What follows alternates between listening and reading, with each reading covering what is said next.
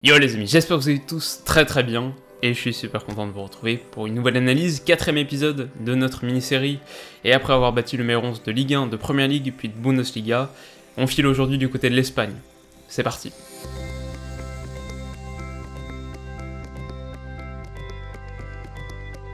Alors un bref rappel des règles avant de démarrer. Comme pour la Première Ligue, j'ai décidé de m'accorder ici une enveloppe de 300 millions d'euros, Transfermarkt, donc en utilisant les valeurs du site Transfermarkt ou Transfermarkt pour les puristes germanophones.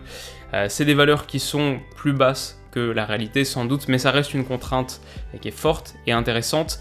Et puis deuxième chose, c'est que comme vous le savez, le but ici c'est de piocher dans cette enveloppe pour construire la meilleure équipe, donc pas uniquement les meilleurs joueurs à chaque poste, mais voilà, on cherche à bâtir un ensemble tactiquement cohérent et techniquement complémentaire. Alors pour garder les buts du Real Willou, j'ai choisi d'abord Aitor Fernandez de Levante, qui est de très loin le gardien le plus décisif de Liga en 2019-2020. Si on s'en réfère au modèle des post-shot expected goals, il a sauvé 12,5 buts de plus que ce qu'il aurait dû. Le deuxième de ce classement, Unai Simon de Bilbao, est à 6,7, le troisième, David Soria, à 3,1. Bon, bien sûr, Thibaut Courtois fait une bonne saison, Ter Stegen et Jan Oblak sont Ter Stegen et Jan Oblak, sans doute dans le top 3 des meilleurs gardiens du monde, mais pour 10 fois moins cher, et donc à 8 millions d'euros, Aitor Fernandez est un super choix. Dans l'axe ensuite, j'ai pris à gauche Mohamed Salisu de Valladolid, qui est une des révélations de la saison en Espagne, 21 ans et plus qu'un potentiel, c'est un central complet, très confiant, pas seulement rugueux, et pourtant il est capable d'interventions musclées, mais aussi assez fin. Apparemment l'Atlético le suit très près comme Rennes, qui serait disposé à payer sa clause libératoire. On risque donc de le voir de près l'année prochaine, on y découvrirait en tout cas un très beau joueur.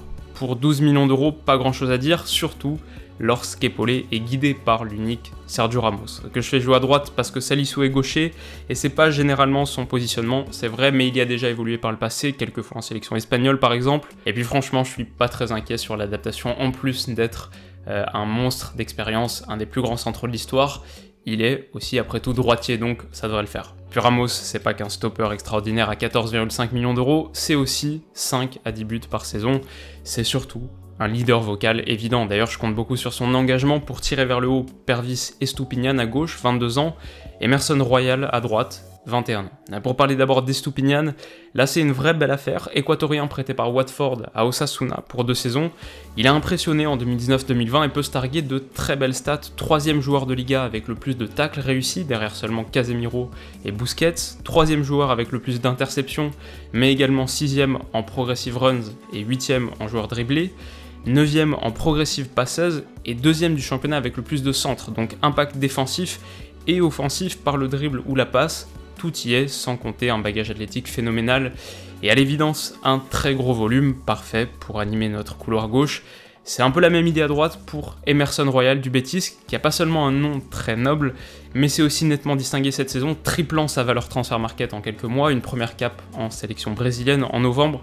C'est pas un dribbleur que je trouve particulièrement élégant, mais il est indiscutablement efficace, 4e joueur de Liga à provoquer le plus de fautes, 3 buts et 5 passes D aussi, ce qui en fait de très loin le latéral le plus prolifique d'Espagne. Alors encore plus haut ensuite, je pense que j'ai pas besoin de justifier très longtemps la décision de prendre Sergio Busquets, qui a 31 ans et loin d'être cramé, il a un profil qui résiste très bien à l'âge, et est cette saison à la fois le 3e joueur de Liga avec le plus de passes à destination du dernier tiers, et 3e avec le plus de ballons touchés, mais aussi 2e en tacles remportés, et numéro 1 de très loin en nombre de points par match. En fait, quand Busquets est sur le terrain, le Barça en prend en moyenne 2,35, personne n'est aussi indispensable que lui.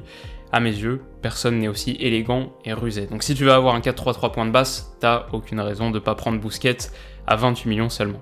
Juste au-dessus de lui ensuite, j'ai choisi un autre Sergio, Canales du Betis, gaucher, comme son compère Martin Odegaard de la Real Sociedad. Alors je l'avais cité en début de saison dans ma vidéo des attaquants à suivre en 2019-2020, et il a pas déçu, peu ont brillé plus fort que lui en Espagne, et les prophéties malveillantes se sont vite tues. 2e joueur de Liga en matière d'expected assist, 3e en passe clé, 5e en progressive passeuse.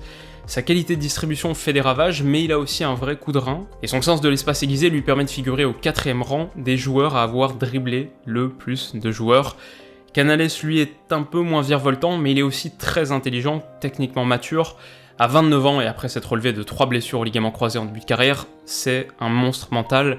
Un petit coup de cœur perso et pas cher, comme Santi Cazorla, qu'on retrouvera bien plus dans le demi-espace gauche que le long de la ligne de touche bien sûr, et qui à 35 ans a pas beaucoup plus qu'une saison dans les jambes sans doute, mais son exercice 2019-2020 parle pour lui, seuls 4 ont cumulé plus de buts et passes décisives, un total de 14.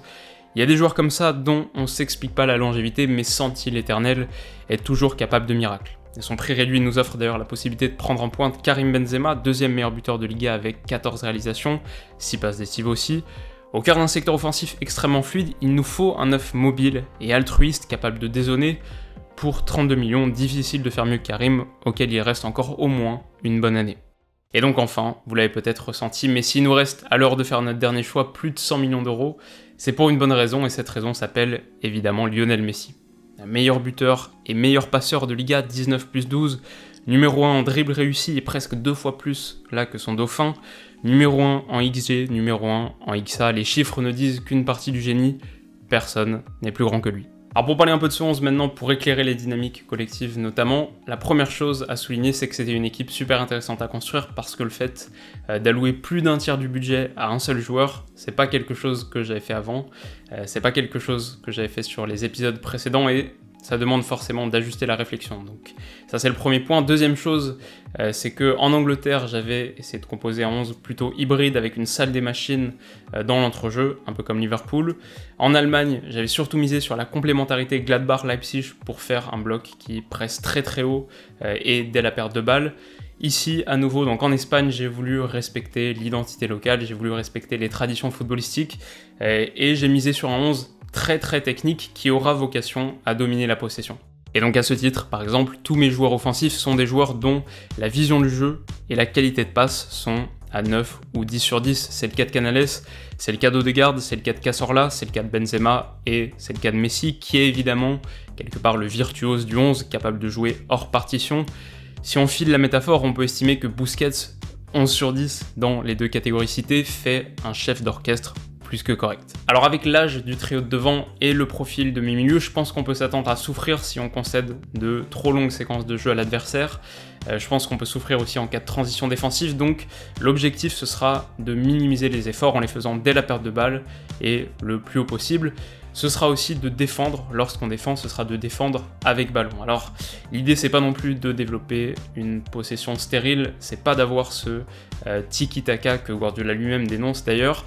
Je sais pas non plus si on réussira ou si on voudra mettre en place un jeu de position très clair avec des circuits identifiables répétés comme à City par exemple. L'animation dans le dernier tiers sera sans doute beaucoup plus libre et je mise sur le fait que mes 6 joueurs avancés sont en réalité des 10. Alors peut-être pas tous des 10 au sens classique, mais si vous avez lu la superbe Odyssée du 10, que je vous recommande vivement, vous élargirez avec moi votre définition pour y inclure sans problème Busquets ou Benzema, 6 joueurs créateurs, altruistes, mais stars. Sacré spectacle en perspective.